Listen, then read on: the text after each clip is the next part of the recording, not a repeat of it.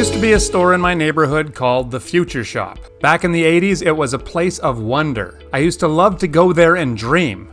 Covet, actually. They had so many cool things I really wanted. And I loved to flip through the flyer that came in the newspaper every weekend and wish I could have all those cool gadgets. Here's a newspaper ad from 1982. As you can see, this store had all the cool stuff. Video games, calculators, computers, typewriters, beepers, televisions, portable cassette players, telephones, answering machines, video recorders, alarm clocks, VCRs, cameras, and tape recorders. One time I added up how much it would cost me to buy everything that I wanted in that flyer. It came up to over $20,000. That made me sad. That was my annual salary at the time. But what's amazing is that now I have all that stuff, and I carry it with me, in my pocket. And everything in our phone is way better than the best stuff that we could get in the 80s. If that's not progress, I don't know what is. In our culture, we have a lot of faith in progress. At least we used to. It was one of the ideals of the Enlightenment, and this idea has stuck. It is an essential part of the modern worldview.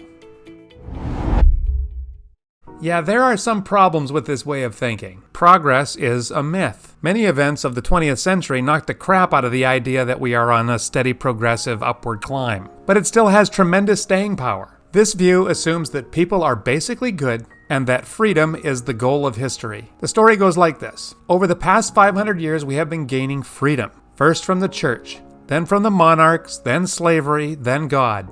Later in the 20th century, freedom spread through the civil rights movement and women's liberation. And because we've individualized it, our march toward perfect freedom continues through all sorts of sexual freedoms today. Oh, there have been some setbacks here and there. But generally, we are moving upward toward a better world. The West is ahead of almost everybody else, but other societies are progressing too. It's part of the natural order of things. Maybe they're just moving a little more slowly. This is mostly because they are too religious, or religious in the wrong way. But once they outgrow religion, the progress will increase.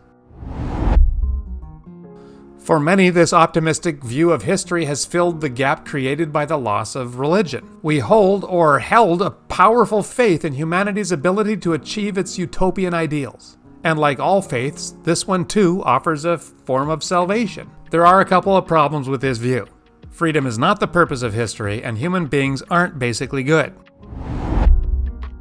It's kind of random to make one good thing be the telos of all history, for everyone. And why pick that one? Why not make spiritual enlightenment, or beauty, or creativity, or justice the end of history? Or the redemption of all creation? Why freedom? If freedom is the purpose of history, then evil is anyone or anything that impedes progress in that direction. This is why anyone who opposes any form of abortion or sexual freedom, or imposed or supported mask mandates during the recent pandemic, or those who would limit any access to firearms, can be considered evil. They are heretics. See the problem with freedom being the point of history? Which freedoms are holy and which ones should we just ignore? They end up contradicting each other, especially when we take the community out of the equation, as we've done, and made it all about the individual freedom. The Bible tells us that human beings were created good, and that we have fallen into sin. But you don't need to believe that because the Bible said it. There's tremendous evidence that shows that human beings are capable of tremendous good, and they're also capable of tremendous evil. This is the way it's always been, and it's the way it always will remain. Morally speaking, we are not progressing. Just look at the last century. We had incredible medical and technological advances on the one hand, and two devastating world wars on the other. The United Nations was born, and so was the atomic bomb. We had a whole bunch of Olympic Games that put on display the human spirit. And millions and millions and millions of people died because of crazy, not religious leaders. And the music of the 1960s and the music of the 1980s. Just look at those cell phones that we're all carrying around with us. It shows an incredible advance in technology, but the problem is that the human beings that use them haven't changed. So this technology has increased the amount of good that we can do, but it's also increased the amount of evil we can do. So even though the evidence is against this idea, we would still much rather think about human beings as being basically good, and shrink evil down to simply being some force or other that we believe to be the threat to our freedom. The commies, the CDC, and religious bigots.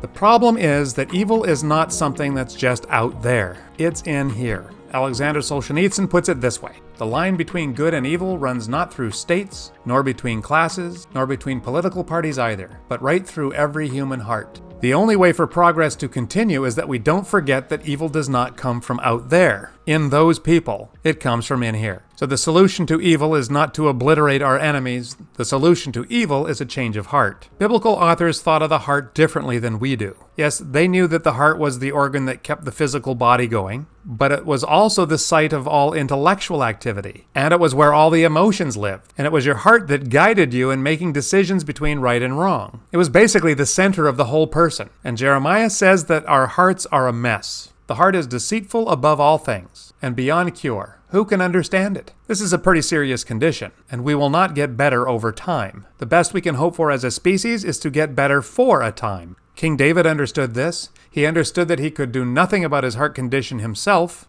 In Psalm 51 verse 10 he says, "Create in me a pure heart, O God, and renew a steadfast spirit within me." Well, God knows that we need help with our heart, and he promised us the help that we need way back in Ezekiel's day. "I will give you a new heart and put a new spirit in you. I will remove from you your heart of stone and give you a heart of flesh." So how do we receive this upgrade? In Basic Christianity by John Stott, we find Archbishop William Temple's explanation of how this works. "It is no good giving me a play like Hamlet or King Lear and telling me to write a play like that. Shakespeare could do it. I can't. And it is no good showing me a life like the life of Jesus and telling me to live a life like that. Jesus could do it. I can't. But if the genius of Shakespeare could come and live in me, then I could write plays like that. And if the Spirit of Jesus could come and live in me, then I could live a life like that."